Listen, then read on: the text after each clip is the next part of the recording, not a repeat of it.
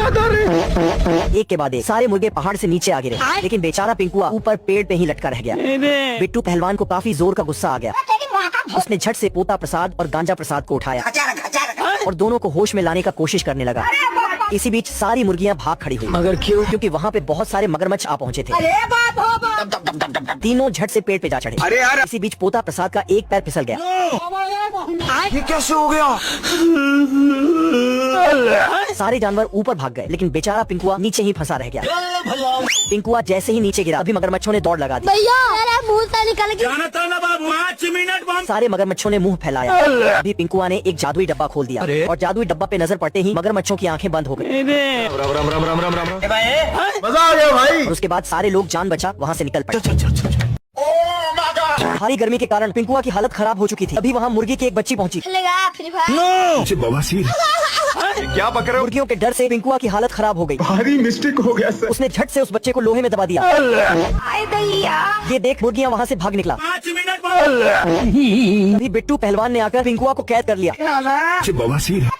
वो मुर्गी का बच्चा बाहर निकलकर बिट्टू पहलवान और उसके साथियों को तंग करने लगा। इसी मौके का फायदा उठा पिंकुआ वहाँ से भाग निकला। अरे नहीं। दोनों भागते भागते मुर्गियों के इलाके में आ घुसे। पीछे से बिट्टू पहलवान भी आ घुसा। चलिए शुरू करते हैं। पिंकुआ को पकड़ने के चक्कर में गांजा प्रसाद की टट्टी बाहर निकल आई। ऐसी जिंदगी पर। इधर पिंकुआ भी फुल स्पीड में भागने में लगा था। टक्कर खाने के बाद वो बच्चा सीधा बिट्टू पहलवान के झोली में आ गिरा। इधर बेचारा पिंकुआ भी रास्ता भटक चुका था। अभी वहाँ सारे मुर्गे आ पहुँचे। ये सब करने आए थे। सामने वाले बाबा बहुत सिंगल। पिंकुआ को काफी जोर की भूख लगी थी, इसलिए वो जूस के डब्बे को खोलना चाहता था। अभी पीछे से एक बड़ा सा पैराशूट आ पहुंचा, मेरठ की रानी और दिल्ली का राज। जिसपे बिट्टू पहलवान और उसके साथी लटके पड़े थे। सारी लाल यादव कैसे डांस करते हैं? बिट्टू पहलवान पिंकुआ के पैराशूट का पीछा करना शुरू कर देता है। पैराशूट देख मुर्गियां घबरा गई। तभी मुन्नी मुर्गी को पैराशूट में कुछ खाने की चीज दिख गई।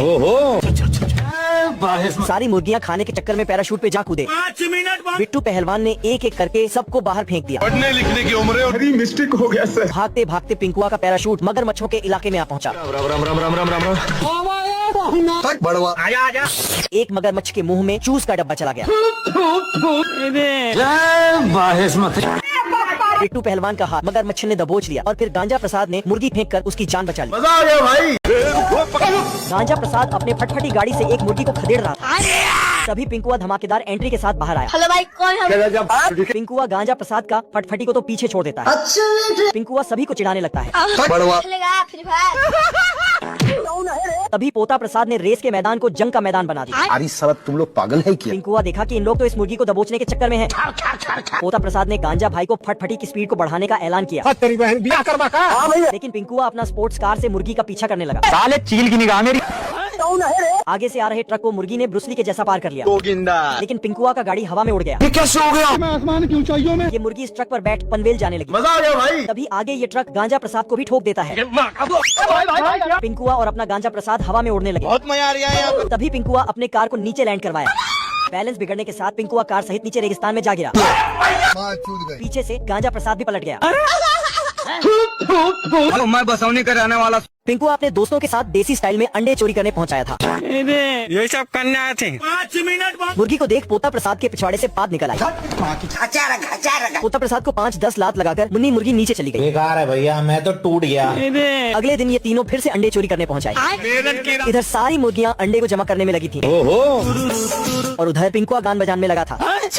गांजा प्रसाद काफी ज्यादा गुस्सा हो चुका था। उसने झट से अपना औजार निकाला और पिंकुआ को अपनी तरफ खींच लिया। कैसे हो गया? गांजा प्रसाद पिंकुआ से हॉर्न छीनने लगता है। पिंकुआ गांजा प्रसाद के हाथ को दबोच लिया।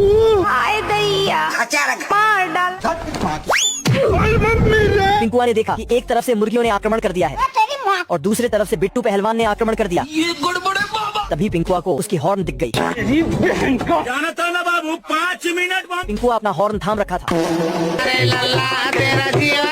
पानी नहीं मिलता। पिंकुआ प्यास के मारे सूखा पापड़ जैसा पड़ा हुआ था। मैं गरीब हूँ। हमको सिर्फ फांसी का सजा चाहिए। तभी पिंकुआ पर तरस खाकर एक बादल आकर बरसने लगता है। पिंकुआ कटोरा लाया और पानी को छानने लगा। कुछ खाने को दो ना सर। तभी बादल भैया आगे जाकर बोला, लेवल सबके निकलेंगे, बट निकलेंगे उसके जो खड़ा रहेगा यहाँ। पिंकुआ बादल के पीछे कटोरा लेकर भागने लगा। तभी बादल भैया ने पिंकुआ का मुंह काला कर दिया। अरे मैं तो पूरा काला जय हिंद दोस्तों। इधर पानी की खोज में दुबई का छोटा शेख जमीन पर अपना औजार भिड़ाया। ये सभी कारनामा पिंकुआ छुप कर देख रहा था। इतना कम पानी देख दुबई का छोटा शेख नाराज होकर चला गया। शेख को जाते ही पिंकुआ उस औजार को उठा लिया। इधर बिट्टू बंगाली पेड़ की पत्ती को ऐंठ कर पानी निकाल रहा था। कड़ी मेहनत करने के बाद बिट्टू बंगाली को एक बूंद पानी नसीब हुआ। इधर पिंकुआ उस औजार के मदद से पानी की खोज करने में लगा था। लेकिन अभी भी पानी का कमी पूरा नहीं हो रहा था। क्या बक रहे हो? बिट्टू बंगाली ये देखकर पिंकुआ से वो औजार लेने चला गया। मिस्टर मोन्टू और राकेश पियक्कड़ मजे से फुल जोश में डांस करने में लगा था। एक नंबर के छिनरा। मुंह पे ढक्कन लगाकर पिंकुआ भागता हुआ उस इलाके तक आ पहुंचा। सन्नी डांसर की तरह डांस करते हुए राकेश पियक्कड़ की नजर पिंकुआ की ओर गई, जो जूस का डब्बा चोरी करने की कोशिश कर रहा था। मुंह में डब्बा घुसाए पिंकुआ भागता चला जा रहा था और पीछे पीछे राकेश पियक्कड़। पिछवाड़े के सहारे ब्रेक मारते हुए उसने पीछे की ओर देखा तो पता चला कि मिस्टर मोन्टू अभी भी डांस करने में लगा है। इधर पिंकुआ भागता हुआ रेगिस्तान में आ पहुंचा था और भागते भागते इसकी हालत काफी गंभीर हो चुकी थी। क्या हुई? मेरा दुश्मन आया। देखने पे पता चला कि मिस्टर मोन्टू फुटबॉल की तरह उछाल मार इसी तरफ आ रहा है। मोन्टू को देख पिंकुआ की फट गई और वो फिर से भागना शुरू कर देता है। इधर मोन्टू और भी स्पीड में पिंकुआ का पीछा करना शुरू कर देता है और अंत में पिंकुआ भागते हुए एक बड़े से पत्थर के ऊपर जा चढ़ा। लेकिन मोन्टू भाई साहब कहाँ रुका? जादूगर है ये गरीब। नाच गान के चक्कर में वो डब्बा टप्पा खाते हुए पहाड़ के नीचे आ गिरता है। नीचे में पिंकुआ सोया पड़ा था। क्या हुई? जादूगर है। देखने पे पता चला कि एक डब्बा पूरे जोश में इधर को ही आ रहा है। टट्टी जैसा शक्ल बनाए पिंकुआ काफी दूर आकर गिरा पड़ा था। अरे यार, वो डब्बा दोबारा से पिंकुआ की तरफ आने लगता है। पिछवाड़े का पूरा जोर लगाए बेचारा पिंकुआ भागता फिर रहा होता है कि कहीं वो डब्बा दोबारा से उसका संभोग न कर दे। इसी बीच पिंकुआ को सामने में एक पत्थर दिखा। समय रहते उसने एक उपाय लगाया और पत्थर के पीछे आ छुपता है। अरे मैं आसमान की ऊंचाइयों में। नहीं। बेचारा पिंकुआ अब एक ज्वालामुखी के बीच आ फंसा था। अरे यार, और अब उसकी पूरी कोशिश थी कि कैसे भी करके इस तहखाने से बाहर निकला जाए। अरे मैं आसमान की ऊंचाइयों में। इधर सारे रात नाच गान करने के बाद इन तीनों मुट्ठलबाजों को जोर की नींद आ रही होती है और बेचैन दिल को थोड़ा सहारा मिल जाए इसलिए बिट्टू पहलवान भी झट से गेट लॉक कर लेता है। बिट्टू बंगाली पानी के लिए गड्ढा खोदता है लेकिन गड्ढे से एक बूंद भी पानी नसीब नहीं हुआ। इधर पिंकुआ मशीन के जरिए पानी का खोज करने में लगा था। तभी बिट्टू बंगाली उसी जगह पर एक गड्ढा निर्माण करने गया।